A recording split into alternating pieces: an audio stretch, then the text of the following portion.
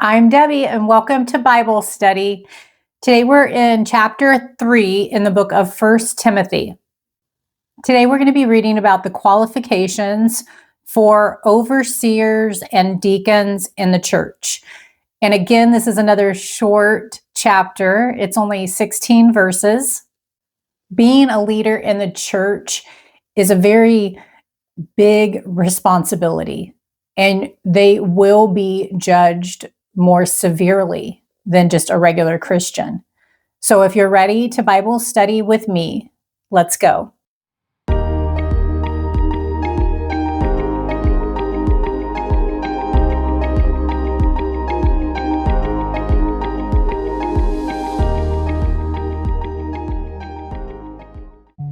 Dear Heavenly Father, we come to you with thanksgiving, and we ask that you give us knowledge, understanding, and wisdom as we study your word together today. Do your work in us in your perfect timing, and help us to be sensitive to your leading in our lives.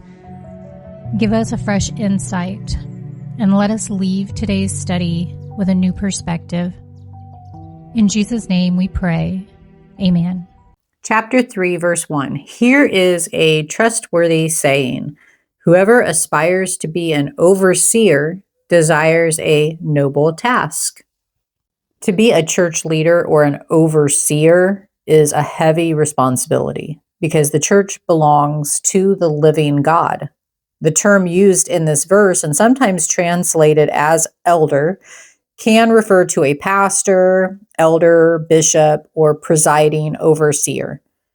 Interestingly, elder and pastor are synonyms, not names for separate offices. Today, elder often has a different meaning, describing someone more like a member of a board of advisors. God has high standards for pastors and other leaders in the church. Paul enumerates some of the qualifications here. Church leaders should not be elected because they are popular, nor should they be allowed to push their way to the top. Instead, they should be chosen by the church because of their respect for the truth, both in what they believe and in how they live. If you hold a position of spiritual leadership or have heard God's call to be a leader someday, check yourself against Paul's standard of excellence. Those with great responsibility must meet very high expectations. Verse 2, now the overseer is to be above reproach, faithful to his wife, temperate, self-controlled, respectable, hospitable, able to teach, not given to drunkenness, not violent but gentle, not quarrelsome, not a lover of money. Paul's statement that each overseer should be faithful to his wife prohibits both polygamy and promiscuity. This doesn't prohibit an unmarried person from becoming an elder or a widowed elder from remarrying. Verse 4, he must manage his own family well and see that his children obey him, and he must do so in a manner worthy of full respect. If anyone does not know how to manage his own family, how can he take care of God's church?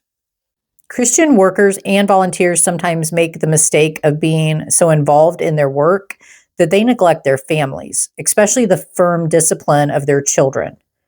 Spiritual leadership, however, must begin at home. People who will not care for, discipline, and teach their children disqualify themselves from leading in the church. Don't allow your volunteer or ministry activities to detract from your family responsibilities. The Bible teaches us to put God first in our lives, our families second, and the ministry God has given us next. Verse 6, he must not be a recent convert, or he may become conceited and fall under the same judgment as the devil.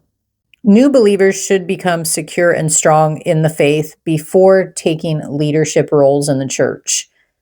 Too often, in a church desperate for workers, new believers are placed in positions of responsibility prematurely. New faith needs time to mature. New believers should have a place of service, but they shouldn't be put into leadership positions until they're firmly grounded in their faith, making godly life choices and having solid knowledge of the Bible. Newer believers who are selected for office need to be aware of the damaging effects of pride. Pride can seduce emotions and cloud reason. It can make those who are immature susceptible to the influence of unscrupulous people. Pride and conceit were the devil's downfall, and he uses pride to trap others. Verse 7, he must also have a good reputation with outsiders so that he will not fall into disgrace and into the devil's trap. People outside the church should speak well of those who are being considered for leadership in the church. Paul required pastors and elders to have earned a good reputation with outsiders. All Christians should be dependable friends and good neighbors, but especially those in church leadership. They are usually fairly conspicuous in their communities, and they must be role models for the rest of the body of Christ. How we carry out our duties as citizens, neighbors, and friends facilitates or frustrates our ability to communicate the gospel. Think about your friends who are not believers. In what ways does your conduct help or hinder the cause of Christ? As the church carries out its mission in an increasingly secular world, it needs people who will build bridges with unbelievers and bring them the gospel. Verse 8, in the same way, deacons are to be worthy of respect, sincere, not indulging in much wine, and not pursuing dishonest gain. They must keep hold of the deep truths of the faith with a clear conscience. They must first be tested, and then if there is nothing against them, let them serve as deacons. Deacon means one who serves. This position was possibly begun by the apostles in the Jerusalem church to care for the physical needs of the congregation. At that time, it was the needs of the Greek-speaking widows. Deacons were leaders in the church, and their qualifications resemble those of overseers. In some churches today, the office of deacon has lost its importance. New Christians are often asked to serve in this position, but that is not the New Testament pattern. Paul says that potential deacons should have high qualifications and be very carefully chosen. Verse 11, in the same way, the women are to be worthy of respect, not malicious talkers, but temperate and trustworthy in everything. The Greek word used for the women can mean either women or wives. Interpreters debate three possible interpretations for its usage here. 1, the wives of deacons. 2, female deacons, such as Phoebe that we mentioned in Romans. Or 3, women in some other form of leadership in the church. The context here places more probability on Paul referring to the wives of deacons. In this passage, Paul clearly states that a wife should be respected for her partnership with her husband in church leadership.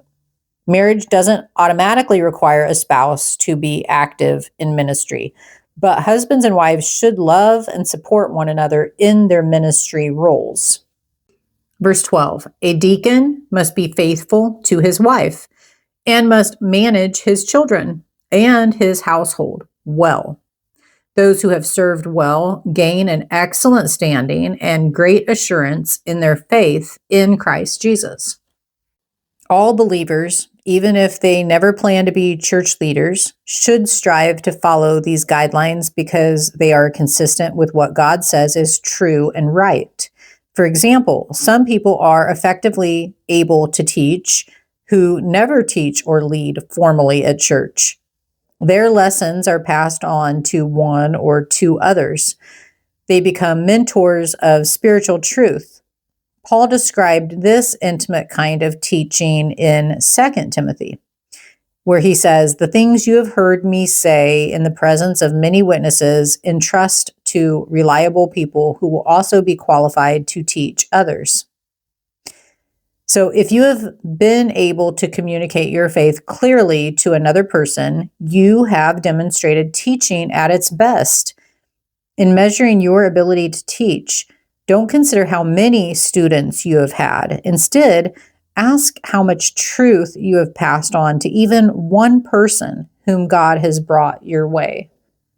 Verse 14, although I hope to come to you soon, I am writing you these instructions so that, if I am delayed, you will know how people ought to conduct themselves in God's household, which is the church of the living God, the pillar and foundation of the truth.